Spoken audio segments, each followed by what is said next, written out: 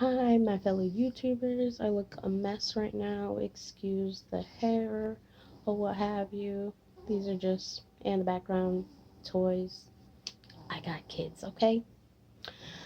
So, this video is going to be a short labor and delivery story for my twins, and then I'm gonna do my firstborns in another video. Now, I had two boys, non identical, this January that just went by. On the 16th, basically. Um, there goes my daughter now. Sophia.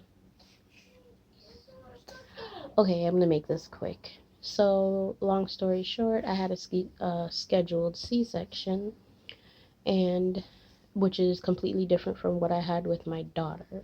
And I went in.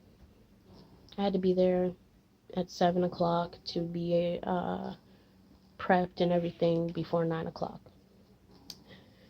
So we get to the doctor's, and basically we fill out whatever paperwork needed to be filled out, and then began the prepping of changing, putting, clothes and shoes and bags that you cannot obviously wear into the delivery room.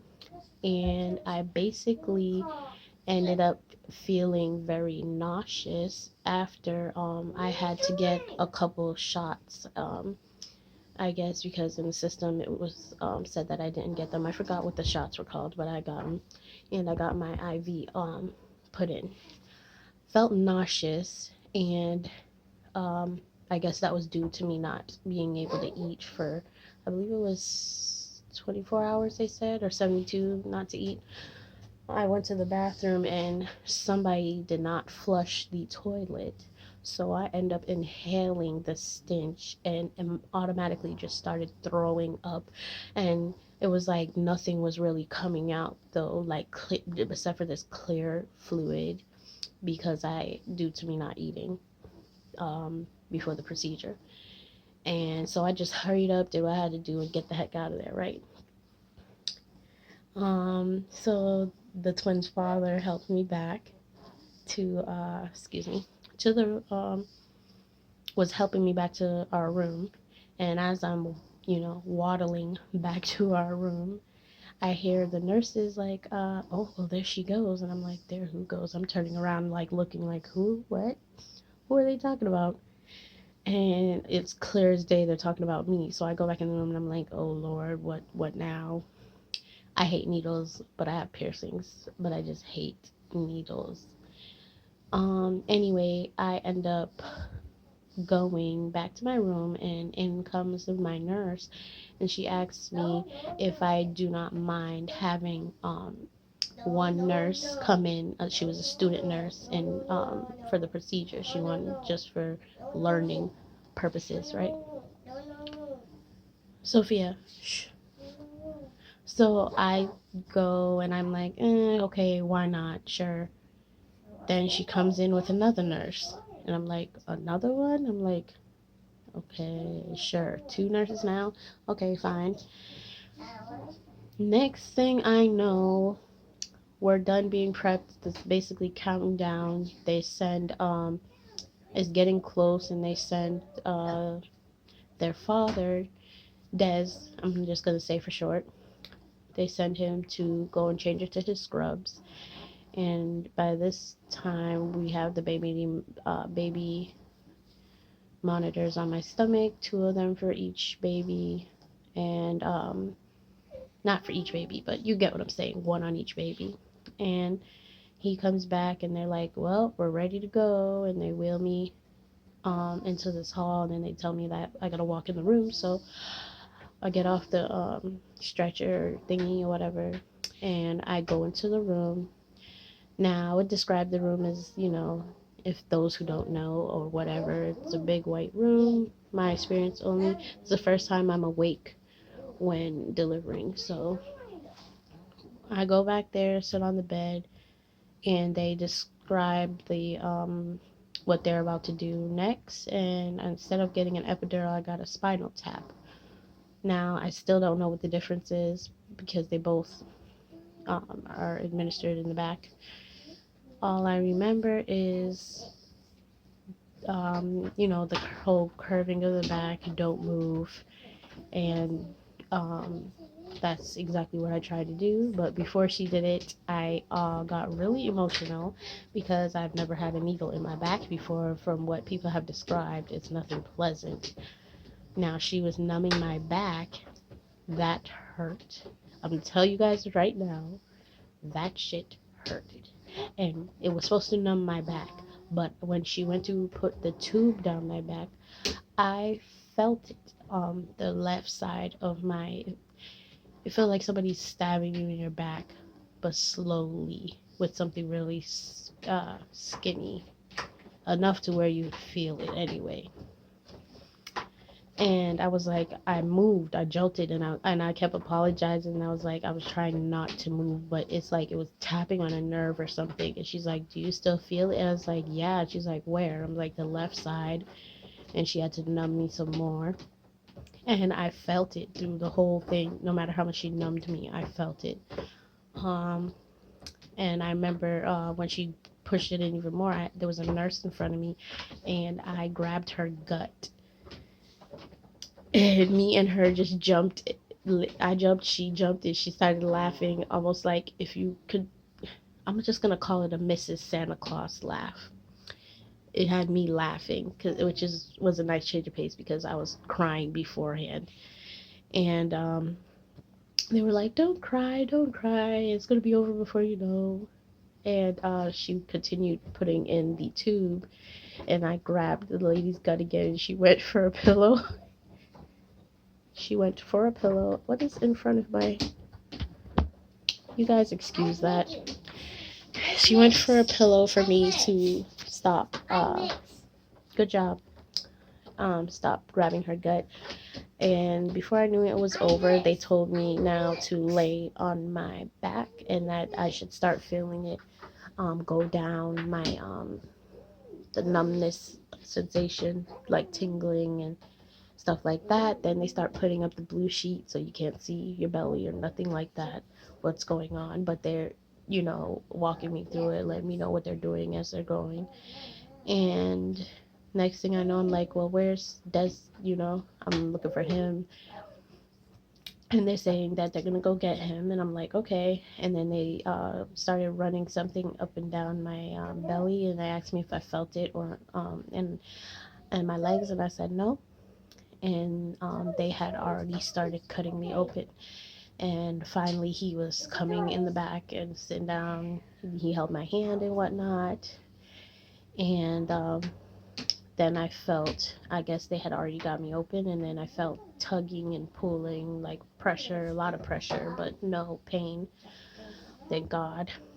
And then that's when I heard the first baby's coming. And then I heard the cry. And of course, it was emotional. And I was trying not to cry. They thought I was crying because I was in pain, but I was like, no, those are. And then the nurse was like, no, those are happy tears. And I was like, yep. And then I was waiting for the second baby, and then I was like, okay, put more pulling and tugging. And then I heard that one was breached, and they had to hurry up and take him out. And I guess when they were tugging on him to get him out, he had opened up his mouth and sucked in some of the fluid. So they brought, of course, they brought the first baby to me. And well, actually, Miles, I don't believe they brought Miles to me. They were assessing him, I guess, and getting him together. But the one they did bring to me was Miguel. And Miguel, um, he was the one with the issues that he had tubes in his nose. And they told me they had to take him down to the NICU. So I was like, okay. And Miles is the one that was able to come back to the room with me. Miguel didn't come back to the room with me. And I was worried, of course. They now began to stitch me up, and they sent Desmond back in the room. And By the time they wheeled me back into the room after they stitched me up, I was kind of like out of it. Hopefully doesn't mess up. Anyways, I was out of it, and I could see they brought in Miles in this little their little bed in the room, and he had the light on him to heat him up, warm him up, keep him cool and calm.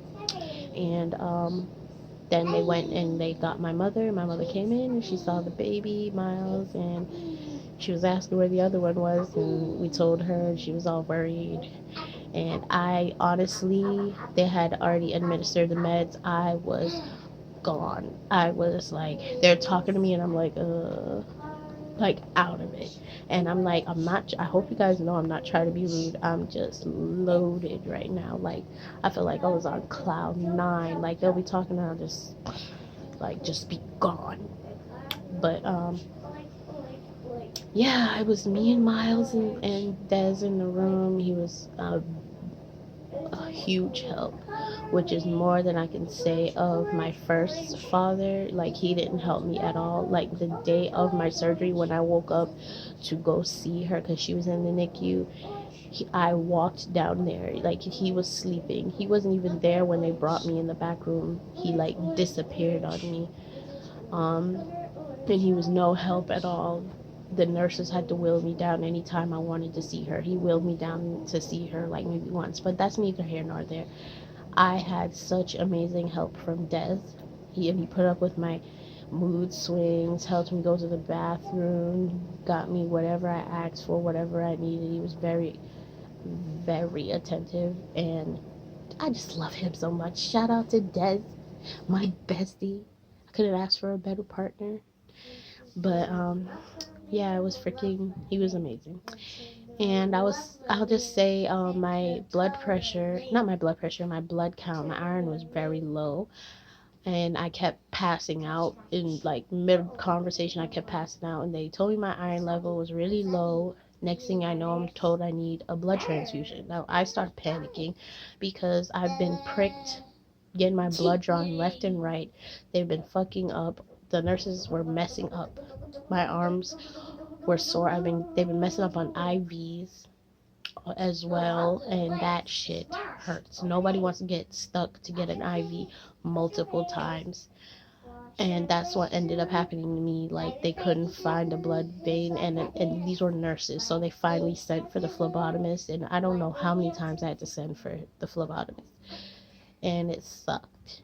So I had the blood transfusion. It didn't work. It didn't take. I had to get another one. Sophia, I had to get another one, you guys, and that sucked. At this point, I'm panicking. So I'm sitting there, and I'm just like, oh, I'm thinking, not like I'm too good to get anybody else's blood in me, but you never know. Like, my swelling was going down before I had these blood transfusions, and then all of a sudden I get both blood transfusions, and my freaking foot swole like I'd never seen it before. And I couldn't even wear shoes to leave the hospital, and it was raining, so I had to have somebody help me into the vehicle because I couldn't walk. My foot hurted.